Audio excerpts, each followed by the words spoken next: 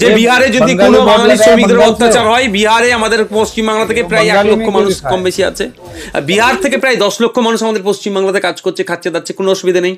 যদি আমার 1 লক্ষে তোমার অসুবিধা হয়, আমি 1 লক্ষকে ফেরত নিয়ে চলে আসবো, 10 লক্ষকে ফেরত পাঠিয়ে দেবো। এরকম চিঠি গেছে কি?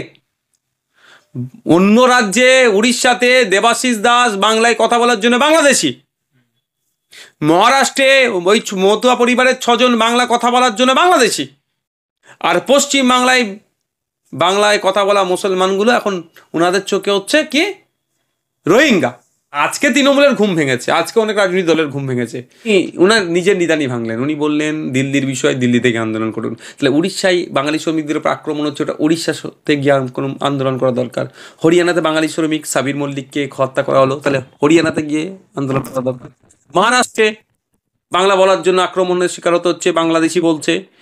সোমনাথ দেবনাথকে খুন হয়েছে মহারাষ্ট্রে, তাহলে ওখানে মহারাষ্ট্রে গিয়ে আন্দোলন করা দরকার। গুজরাটে বাঙালিদের উপর আক্রমণ হচ্ছে, কর্ণাটকাতে বাঙালিদের উপর আক্রমণ হচ্ছে। যে রাজ্যে বাঙালিদের আক্রান্ত হচ্ছে বা আক্রমণের শিকার হচ্ছে, সেই রাজ্যে গিয়ে প্রতিবাদ করা দরকার। এটা বাংলার মানুষ বলছে, আমিও বলছি।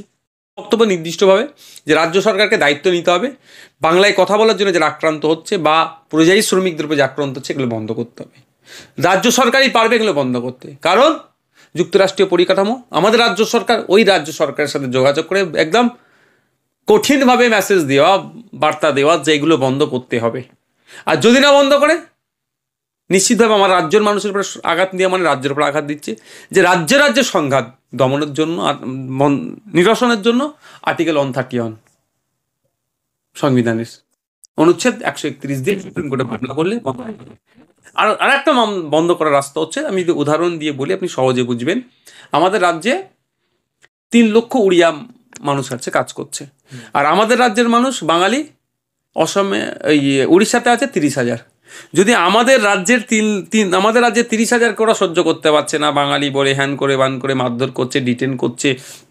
এই তো আমাদের হুগলি জেলার ছেলে দেবাশিস দাস, আমাদের উত্তর 24 পরগনার কদমগাছির ছেলে, লোকজন পরিবার, মন্দির বাজারের লোকজন, মেদিনীপুরের লোকজন, অনেককে আমি ছাড়ানোর চেষ্টা করেছি, অনেকে ছাড়িয়েছি, অনেককে যোগাযোগ করিয়ে বার করেছি। আর এই কাজ যেন আমার হচ্ছে, এটা তো রাজ্য সরকারের কাজ, আমাকে করতে হচ্ছে। আশা করছি রাজ্য সরকারও তার কোন জায়গায় ভুল হচ্ছে সেটা ভুলটা ঠিক করে আগামী দিনে যাতে না বাঙালি শ্রমিকদের উপর আক্রমণ না হবে সে ব্যবস্থা করবে। তো 30,000 শ্রমিককে তারা সহ্য করতে পারছে না, তাদেরকে বাংলাদেশি হ্যান ত্যান বলে ডিস্টার্ব করছে। আমরা 3 লাখের একটা মানুষকে ডিস্টার্ব করেছি? আমাদের পুলিশ ডিস্টার্ব করেছে? না, আমরা বাঙালি ভাইরা করেছি? আমরা করিনি, বরঞ্চ আমরা উড়িয়া ভাইদেরকে আমরা বুকে আগলে রেখেছি। আমাদের police, Kolkata police, West Bengal police বা বিভিন্ন পুলিশ, আমাদের রাজ্যের পুলিশ প্রশাসন তাদেরকে প্রোটেকশন দিচ্ছে। তারা কাজ করছে, ইনকাম করছে, উড়িষ্যাতে টাকা পাঠাচ্ছে, তাদের পরিবার সুখে আছে। 3 লাখ কম করে, আর আমাদের 30,000কে তারা সহ্য করতে পারছে না। তাহলে মুখ্যমন্ত্রী যদি একবার এই হুমকিটা দেয়, অফিসিয়ালি চিঠি যদি উড়িষ্যা সরকারকে দেয় যে আমার 30,000কে যদি ডিস্টার্ব হয় আমি 30,000 ফেরত নিয়ে আসবো, তোমার 3 লাখ কিন্তু এখানে আছে, ফেরত চলে যাবে, তাহলে ঝামেলা বন্ধ হয়ে যাবে। কিন্তু সেটা করছে? তা করছে না। শুধু কলেজ স্কোয়ার থেকে একটা ডরিনা ক্রসিং পর্যন্ত একটা মিছিল করে দিলে এই সমস্যা সমাধান হবে না। পরিযায়ী শ্রমিকদের সমস্যা সমাধানের জন্য স্থায়ী পদক্ষেপ নিতে হবে। প্রতিটা রাজ্যে একটা করে নোডাল অফিসার নিয়োগ করতে হবে, যেটা আমাদের দাবি। আমাদের দাবি হচ্ছে 24/7 টোল ফ্রি নাম্বার পরিযায়ী শ্রমিকদের জন্য দিতে হবে। কোনো রাজ্যের পরিযায়ী শ্রমিকরা সমস্যায় পড়লে সাথে সাথে ফোন করলো, নোডাল অফিসারের সাথে যোগাযোগ করে তৎক্ষণিক সমস্যা সমাধান করতে হবে, এই ব্যবস্থা করতে হবে। পশ্চিমবাংলার পরিযায়ী শ্রমিকদের উপর অত্যাচার হয়েছে, বাংলা ভাষায় কথা বলেছে, তাদেরকে বাংলাদেশি বলে মারধর অনেক হয়েছে। এখন বিভিন্ন রাজ্যের প্রশাসনের দ্বারাই বাংলা যারা কথা বলছে তাদেরকে হেনস্থা করা হচ্ছে। বাঙালি বিদ্বেষী, বাংলা বিদ্বেষী ভিন্ন রাজ্যগুলো যেন হয়ে উঠছে। গল্প রাখতে বলুন, ওসব গল্প রাখতে বলুন। যুক্তরাষ্ট্র পরিকাঠামোতে আমরা একটু আইন বুঝি, দেশের নিরাপত্তা প্রথমে, রাজ্য কেন্দ্র দায় ঠাড়াঠাড়ি করবে, আর বিদেশি শক্তি এসে বিদেশের কেউ এসে ঢুকে আমাদেরকে ধ্বংস করে দেবে, আমাদেরকে ক্ষতি করে দেবে। ওসব গল্প ওনাকে রাখতে বলুন। জায়গা দিচ্ছে না গল্প শোনালে হবে? ব্যর্থ সেটা স্বীকার করুন। বিষয়টা হচ্ছে SIR যেটা বলছেন ভয়ঙ্কর একটা ফাঁদ পেতেছে। ঠিক কেমন ফাঁদ বলা হবে, হয়তো মুসলমানদের ডিস্টার্ব করা হবে বলে অনেক হই হই করবে। সব থেকে বেশি সমস্যায় পড়বে যে জনজাতি, মানে জনজাতি মিনস আমি যারা যে সমাজের মানুষ, সেটা হচ্ছে নমশূদ্র, ওপার বাংলা থেকে আসা, যারা অলরেডি ভারতবর্ষের পশ্চিমবাংলার স্কুল, কলেজ, সরকারি সমস্ত ফ্যাসিলিটিটা পাচ্ছে, তারা পড়বে কারা? আদিবাসী সমাজের মানুষেরা। তাদের পেপারসের ক্ষেত্রে ডিস্টার্ব হবে। হ্যাঁ, মুসলিম সমাজের মানুষের ডিস্টার্বে হবে। কারা জানেন? যাদের ডকুমেন্টসের বানান ঠিক নেই। এরা ভাবছে মুসলমানদের ঘুষপেটিয়া, মোটেও নয়। বরঞ্চ পশ্চিম বাংলা থেকে মুসলমানরা ওপার বাংলায় বাংলাদেশে চলে গিয়েছে। ওপার বাংলার মুসলমান এখানে এসেছে, পার্সেন্টেজ নেই বললেই চলে। এটা বন্ধ হওয়া দরকার। এই নিয়ে তো সুপ্রিম কোর্টে মামলাও হয়েছে, আমরা বিরোধিতা করছি। আমরা চাই পশ্চিম ভারতবর্ষে যে সমস্ত যে প্রান্তে যারা আছে তারাই ভারতীয় নাগরিক। আমার নমশূদ্র হতে পারে, আমার মতুয়া ভাই হতে পারে, আমার উদ্বাস্তু ভাইরা যারা ভারতবর্ষে আছে, আমরা তাদেরকে, আমি মনে করি তারা আমাদের ভাই, আমরা এক নাগরিক। তারা, আমরা বাঙালি, আমার পশ্চিমবাংলা, তাদেরকে আমরা বুকে জড়িয়ে ধরে থাকতে চাই। এটা যেটা করছে উদ্বাস্তু, মতুয়া, পিছিয়ে বর্গের মানুষকে ক্ষতি করার জন্য সস্তা লেবার বানানোর একটা চেষ্টা চলছে। যখন কাগজপত্র থাকবে না, কোথায় আপনাকে পাঠাবে? ডিটেনশন ক্যাম্পে পাঠাবে। আপনাকে থোড়ি বাংলাদেশ নিয়ে নেবে। আমি ধরছি কার কাগজ আপনাকে মিন্স, মানে আমি বুঝানোর যে দর্শক বন্ধুদের কথা বলি, যার কাগজ হাতে ম্যাচ করছে না, তাহলে কোথাও পুশ ব্যাক করলে বাংলাদেশ কেন নেবে? প্রশ্ন করতে পারে তো। মায়ানমার কেন নেবে? তার কি, সে কি বলবে যেটা আমার নাগরিক? তাহলে আপনি কোথায় যাবেন? আপনার গঙ্গায় ফেলে দেবে, বাঘের মুখে ফেলে দেবে, সুন্দরবনে? চরম অমানবিক কাজ হবে। তাহলে আপনাকে কি করবে? সস্তায় লেবার বানানোর আমার মনে হয় পরিকল্পনা চলাচ্ছে। দুবেলা দুমুঠে খেতে দেবো। একটা সাউথের একটা মনে হয় ফিল্মের কাটিং দেখেছিলাম একটা, ওই কোনো একটা জায়গায় পিস্তল নিয়ে প্রজন্মের পর প্রজন্মকে ওইরকম কয়লা ভাঙার কাজে রেখে দিয়েছে। ওই দুবেলা দুমুঠে খেতে দিচ্ছে, অতটুকু ওদের স্বাধীনতা, আর কাজ করে যাও। আর বন্দুক টন্দুক নিয়ে সমাজ বিরোধীরা তাদেরকে ঘিরে রেখেছে। সেই ধরনের প্ল্যান হয়তো চলছে, মানে দাসপ্রথা একদম। শিল্পপতিদের অল্প মূল্যে লেবারের প্রয়োজন হয়ে গেছে। আছে তো পিছড়ে বর্গের মানুষ, জন্ম হয়েছে আমাদের এইরকম জন্য। আমি মুসলমান, মার খাওয়ার জন্যে। মতুয়া, আদিবাসী, দলিত, মতুয়া সমাজের যিনি প্রাণ পুরুষ হরিচাঁদ ঠাকুর, গুরুচাঁদ ঠাকুরের ইতিহাস দেখুন না। ওনাকে স্কুলে পড়তে দিয়েছে, মাদ্রাসে উনি পড়াশোনা করেছেন। মানে এতটাই উনাকে খারাপ নজরে দেখা হতো। তারপরে উনি শিক্ষার আলো জ্বালিয়েছেন, মহিলাদেরকে এম্পাওয়ার করার কথা বলেছেন। হরিচাঁদ গুরুচাঁদ ঠাকুরের জীবনী পড়তে হবে তো। বা ফুলফুরাপি আবু বকর সিদ্দিক রহমতুল্লাহ আলাইহি স্বাধীনতা সংগ্রামী ছিলেন, আমি যার চতুর্থ প্রজন্ম। তো এনাদের আবেদনটা দেখতে হবে। যে জায়গায় আমাদেরকে পৌঁছে দিয়েছে, তারা লড়াই করে সামাজিকভাবে আমাদের যে জায়গায় তুলে দিয়েছে, এই বিজেপি সরকার এসে সেটাকেও কেড়ে নেওয়ার অপচেষ্টা চালাচ্ছে। আমরা শুধু আশ্চর্যভাবে একটা জিনিস লক্ষ্য করছি, তারা ভুলে যাচ্ছে হয়তো স্বাধীনতা সংগ্রামের ইতিহাস। স্বাধীনতা সংগ্রামে বাংলা ভাষায় কথা বলার শহীদদের সংখ্যা, বাংলা ভাষায় ব্রিটিশদেরকে ভারত ছাড়া করতে গিয়ে যারা লড়াই করেছে, বাংলা ভাষায় কথা বলাদের অবস্থান একটা গুরুত্বপূর্ণ জায়গায় আছে, অর্থাৎ বাঙালিদের ভূমিকা আছে। কিন্তু দুর্ভাগ্যে এখন বাংলায় কথা বলার জন্য আক্রমণ হচ্ছে। উড়িষ্যা থেকে শুরু করে, অসম থেকে শুরু করে, আপনার গুজরাট, মহারাষ্ট্র, হরিয়ানা, বিভিন্ন রাজ্য হচ্ছে, মধ্যপ্রদেশ, উত্তরপ্রদেশ, ছত্তিশগড়, এই ধরনের চলছে। এটা বন্ধ। একটা জিনিস বিষয় হচ্ছে বন্ধটা কিভাবে হবে। আমি ইতিপূর্বে বিধানসভার মধ্যে পরিযায়ী শ্রমিকদের দুর্দশার কথা, বাংলায় কথা বলার জন্য আক্রমণ হচ্ছে বলেছি। আমি নিজে ইন্ডিভিজুয়ালি গিয়েছিলাম দপ্তরে, শ্রম দপ্তরে গিয়ে জমা ধরেছি। তারপরে আজকে তৃণমূলের ঘুম ভেঙেছে, আজকে অনেক রাজনৈতিক দলের ঘুম ভেঙেছে। মার খাচ্ছে কারা? মহারাষ্ট্রে গিয়ে ডিস্টার্ব হয়েছে কারা? নমশূদ্র পরিবারের লোকজন, মতুয়া পরিবারের লোকজন। তাদের সব ধরনের কার্ড থাকার পরেও তারা নাকি বাংলাদেশি ঘুষপেটিয়া। হ্যাঁ, পাকাম হচ্ছে নাকি এগুলো? এটা আটকাবে কে? নমশূদ্র পরিবারের লোক। মার খাচ্ছে কে? উড়িষ্যাতে গিয়ে মুসলমান, আদিবাসী, দলিত, পিছড়ে বর্গের মানুষ মার খাচ্ছে। ওই জন্য সরকারের খাচ্ছে, জন্ম হয়েছে এই মার খাওয়ার জন্য। দলিত, আদিবাসী, মুসলমানের হচ্ছে না। উত্তরপ্রদেশে তো দলিত হয়ে লজ ভাড়া করে বিয়ে দিচ্ছিল, পিটিয়েছে। তো তুম লোকে এতনা হিম্মত হো গিয়া, মানে এত সাহস হয়ে গেছে, লজ ভাড়া করে বিয়ে করবে, পিটিয়েছে। বিভিন্ন রাজ্যে দেখছেন না? তো দলিত, আদিবাসী, মুসলমান মার খাচ্ছে, নমশূদ্র মতুয়াদেরকে বাংলাদেশি বলে থেকে দিচ্ছে। সরকার নড়ে চড়ে বসছে না। সরকারের বলিষ্ঠ বক্তব্য হওয়া দরকার, অফিসিয়ালি বক্তব্য হওয়া দরকার। আর যদি এটা না আটকায়, শুধু আমি বলছি তো, আমি যদিও পুশব্যাকের পক্ষে নয়, অর্থাৎ আমি আমার লোক নিয়ে চলে আসছি, তোমার লোক ফিরিয়ে দাও, এটা আমি পক্ষে নয়। কিন্তু এক্ষেত্রে হুমকি দেওয়ার মানে এটাই যে আপনারা বলুন, আমরা 3 লাখ বাঙালি মানুষ, 3 লাখ উড়িয়া ভাইকে আমি আমার বুকে দেখেছি। কলকাতার আশপাশে উড়িয়া ভাইরা তারা রুজি কাজ করছে। আমাদের কোনো বাঙালি একটা উড়িয়া ভাইকে ডিস্টার্ব করেছে? আমরা যদি এই বাঙালিরা উদার হতে পারি, তাহলে উড়িয়া ভাইরা উড়িষ্যার আমার 30,000 বাঙালি ভাইকে উদার মনে কেন গ্রহণ করবে না? এটা তো স্বাভাবিক ব্যাপার।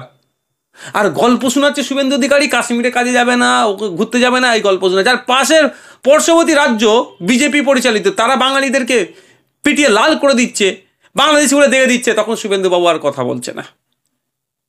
শুভেন্দু অধিকারী মুখ খুলেছেন, আজও তিনি ইলেকশন কমিশনের অফিসে গিয়েছিলেন এবং বললেন যে রোহিঙ্গাদের ঢোকানো হয়েছে তৃণমূল সরকারের আমলে এবং তারাই তৃণমূলকে ভোট দিয়ে জেতায়, রোহিঙ্গাদের ধরা হচ্ছে এবং যাতে রোহিঙ্গাদের ভোটার তালিকা থেকে বাদ দেওয়া হয় সেই জন্য তিনি আবেদন জানিয়েছেন।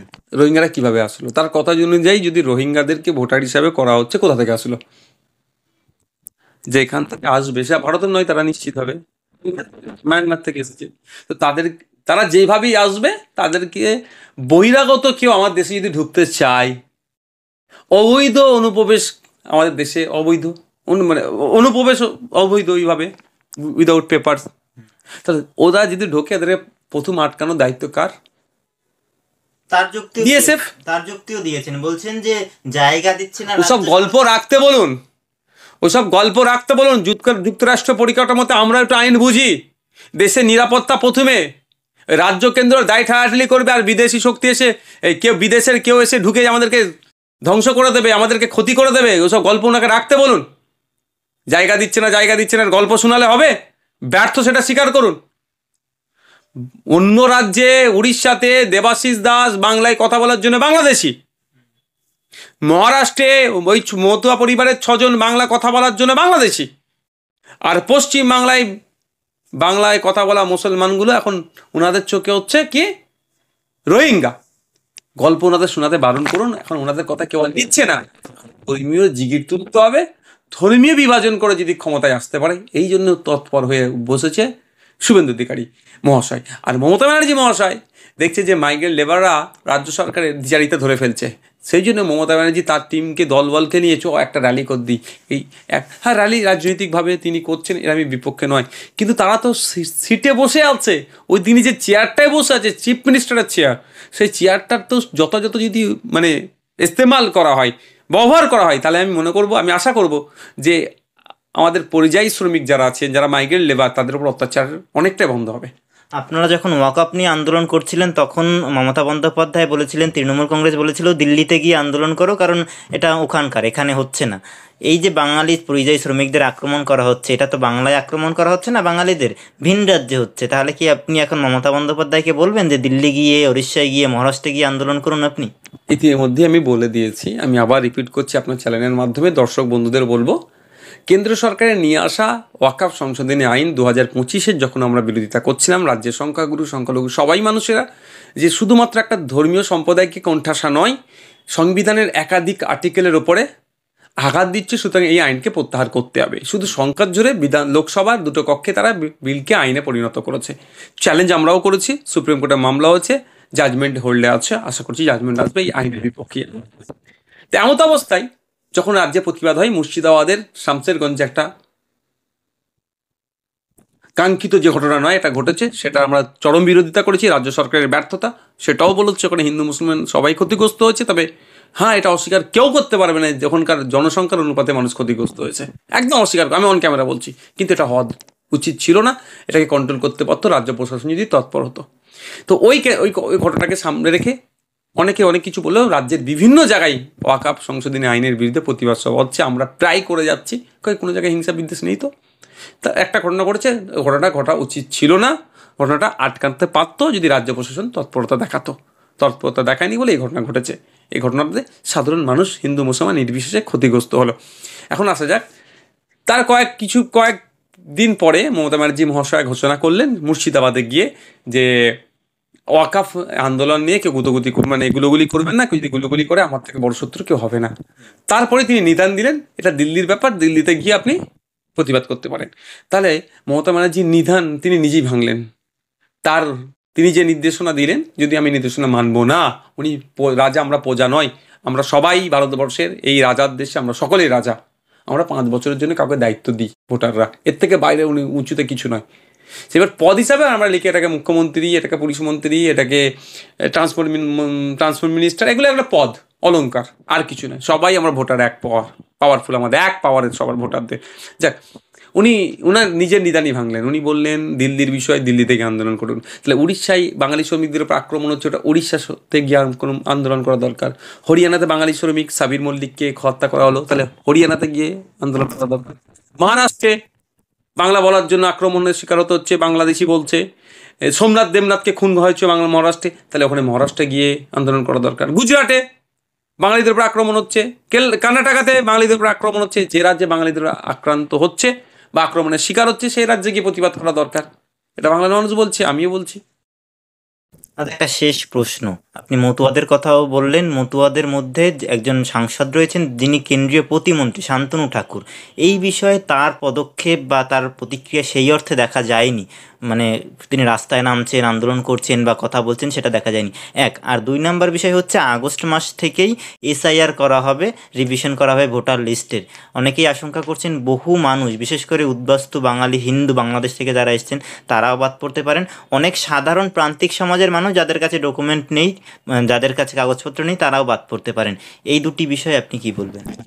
শুধু শান্তনু ঠাকুর মহাশয় এমপি নয় বা কেন্দ্রীয় প্রতিমন্ত্রী নয়, সাথে সাথে ওই মতুয়া বাড়ি থেকেই রাজ্যসভার একজন সদস্য আছেন, ওই মতুয়া বাড়ি থেকেই পশ্চিমবঙ্গ আইনসভার 2 জন বিধায়ক আছেন। তো তারাও কি করছে, মতুয়া সমাজের একজন 6 জনকে বাংলাদেশি বলে দেখে দেওয়া হচ্ছিল। আমরা তার তীব্র প্রতিবাদ নিন্দা জানাচ্ছি। আমাদের তারা ভাই, আমাদের বাংলার নাগরিক, দেশের তারা নাগরিক, বাংলাদেশি বলে তাদেরকে যে দেখে দেওয়া হচ্ছিল এর বিরোধিতা আমরা করছি।